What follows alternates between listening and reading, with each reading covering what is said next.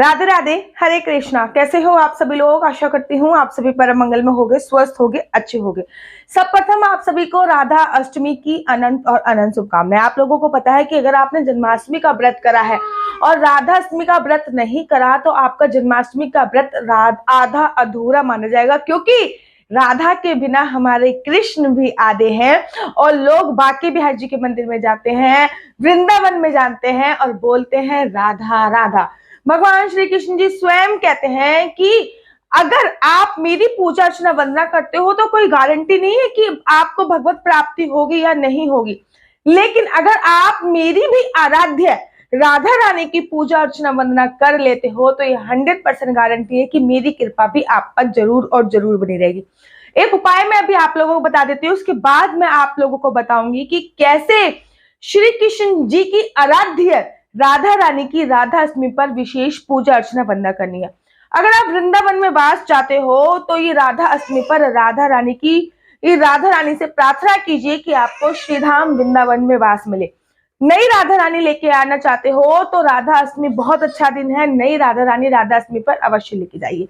अब मैं आपको बताती हूँ कि विशेष पूजा अर्चना वंदना क्या है। आप लोगों को पता है कि राधा अष्टमी का जो व्रत है वो 23 सितंबर को, हर जगह 23 सितंबर को बनाया जा रहा है। बरसाना मुख्य है, बरसाने में, रावल में 23 सितंबर को ही बनाया जा रहा है। वृंदावन में भी 23 सितंबर को, गोकुल में, रमन रेती में, हर जगह जो राधा अष्टमी है वो 23 सितंबर को बनाई जा रही है। चाहे आपने जन्माष्टमी 6 की बनाई हो, चाहे 7 की बनाई हो, लेकिन जो राधा अष्टमी है वो 23 सितंबर को ही बनाई जा रही है। राधा अष्टमी की विशेष पूजा अर्चना वंदना घर पे कैसे करनी है वो मैं आज आपको बता रही हूँ। राधा अष्टमी वाले दिन सुबह सुबह ब्रह्म मुहूर्त में उठिए। उठने के बाद आप लोगों को सबसे पहले अपने दोनों हाथों को देखना है। हाथों की हथेलियों को देखते हुए राधा रानी को याद कीजिए और कम से कम 11 बार आप राधा राधा नाम लीजिए, क्योंकि राधा नाम एक ऐसा महामंत्र है ना जिसका नाम लेने से आपके सारे दुख दूर हो जाते हैं। कम से कम 11 बार राधा राधा नाम।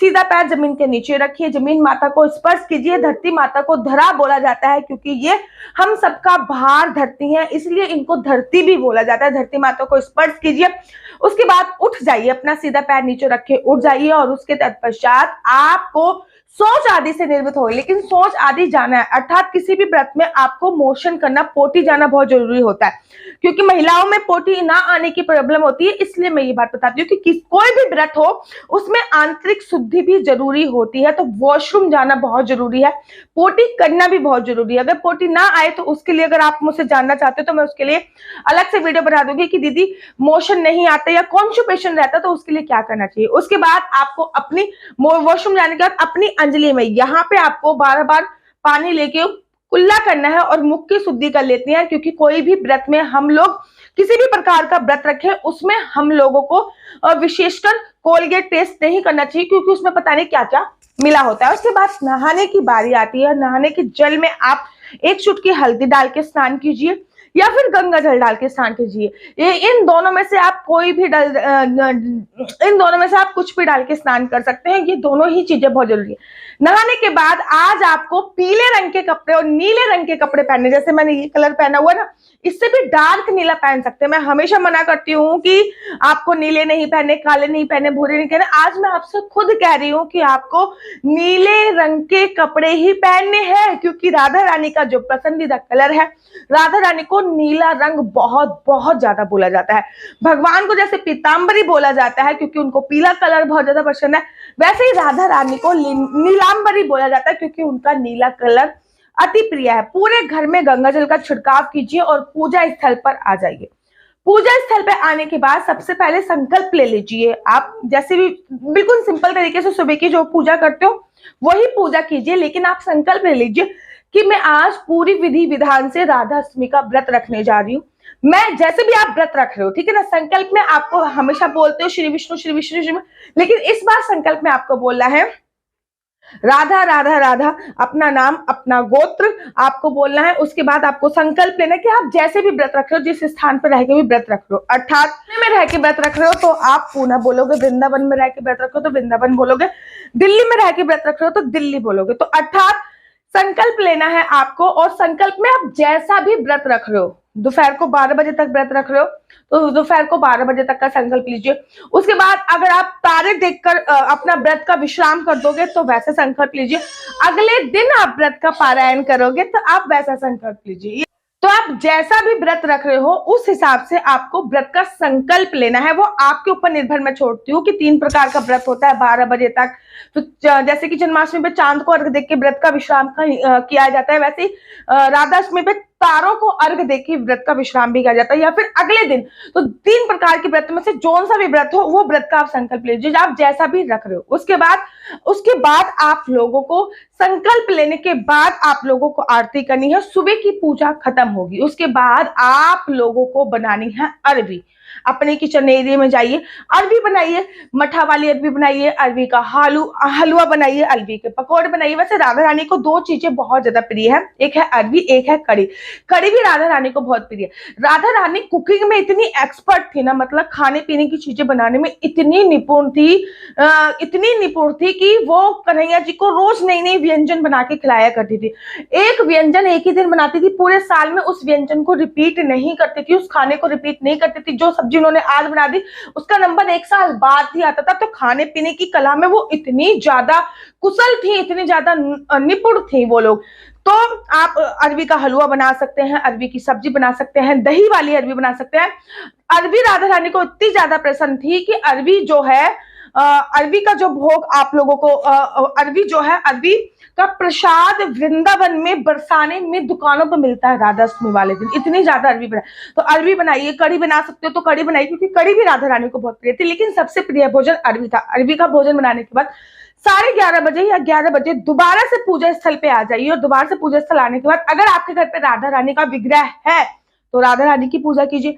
अगर राधा रानी जुगल किशोर नहीं है तो लड्डू गोपाल है, तो लड्डू गोपाल को राधा स्वरूप बनाइए। अब आपको कहती थी लड्डू गोपाल को राधा, हाँ, लड्डू गोपाल को राधा बना रहा है, क्योंकि हमारे बाके बिहारी जी भी राधा अष्टमी पर राधा बनते हैं, तो लड्डू गोपाल राधा नहीं बन सकते। लड्डू गोपाल का आज राधा रूप में श्रृंगार कीजिए, उनको चोटी बनाइए, लेकिन उनको ऊपर से ओढ़नी जरूर उड़ाइए, ठीक है। उसके बाद आप चौकी बना सकते हो, अगर आपको चौकी बनानी है। अगर चौकी नहीं बनानी तो सिंपल सा थोड़े से चावल लेकर एक कलश की स्थापना कीजिए।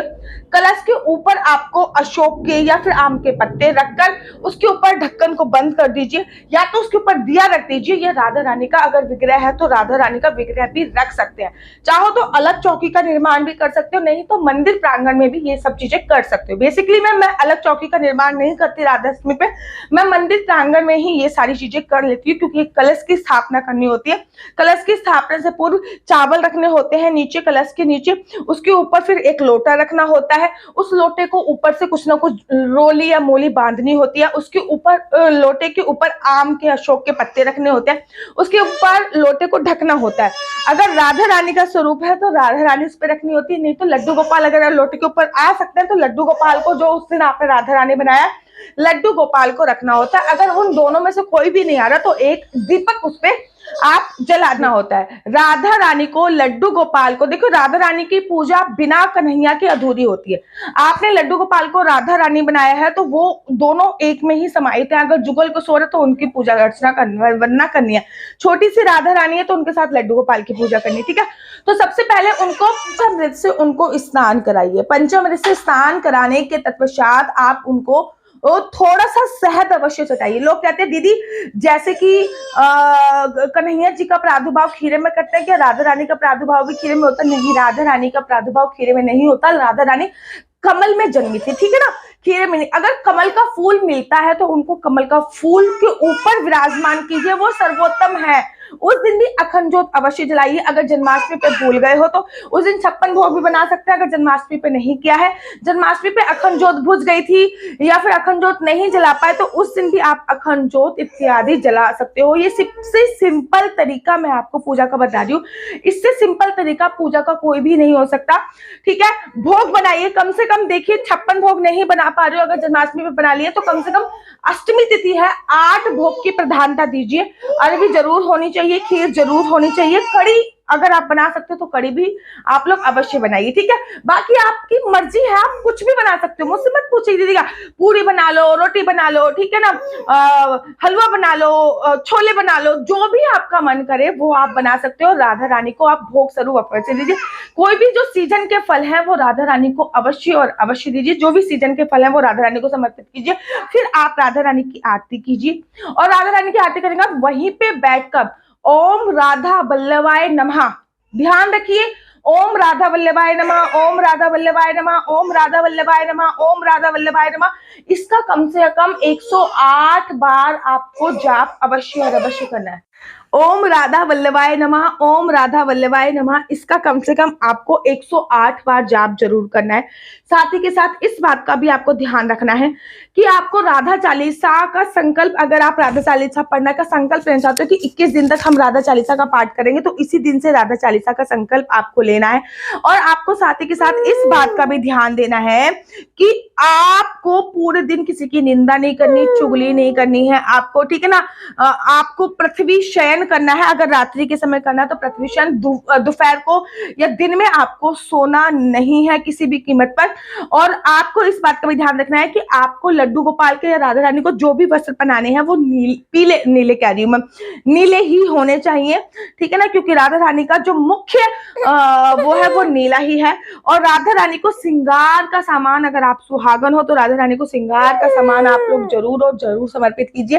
कुंवारी लड़कियां भी राधा रानी को श्रृंगार का सामान समर्पित कर सकती है, लेकिन वो सिंदूर वगैरह समर्पित ना करे। राधा रानी को मेहंदी अवश्य और अवश्य लगाइए। वो श्रृंगार का सामान कुछ आप रख लीजिए, कुछ आप अपने मान्य हो गई या फिर ब्राह्मणी हो गई या मंदिर में आप लोग दान भी कर सकते हो, ठीक है। तो राधा रानी को इस दिन उपहार जरूर दीजिए। और राधा रानी को उपहार में आप क्या दे सकते हो, राधा रानी को उपहार में आप एक बांसुरी अवश्य दीजिए, क्योंकि बांसुरी की तान सुन के राधा दौड़ी चली आती है। इस दिन तुलसी पूजा का भी विशेष नियम होता है, तुलसी पे दीप दान कीजिए, इत्यादि चीजें आपको जरूर करनी है। वीडियो बहुत ज्यादा लंबी हो जाएगी, दूसरी वीडियो में और बातें बताऊंगी। अगर आपके कोई भी क्वेश्चन हो तो आप मुझे कमेंट्स कर सकते हो। आशा करती हूँ आपको मेरी वीडियो अच्छी लगती होगी। अगर आपको मेरी वीडियो अच्छी लगती है तो आप अपना यूट्यूब चैनल हरि बोल को लाइक शेयर सब्सक्राइब करना बिल्कुल भी मत भूलिए। तब तक के लिए मुझे दीजिए इजाजत। हरे कृष्णा, हरि बोल, हाय बाय कर दो।